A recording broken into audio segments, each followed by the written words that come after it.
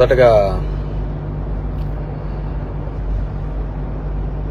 ఈరోజు వైఎస్ఆర్ కాంగ్రెస్ పార్టీ కోసము, నా కోసము పనిచేసిన ప్రతి ఒక్క కార్యకర్త, ప్రతి ఒక్క నాయకుడు, ప్రజలు అందరికీ కూడా పేరు పేరు ధన్యవాదాలు తెలియజేసుకుంటున్నాను.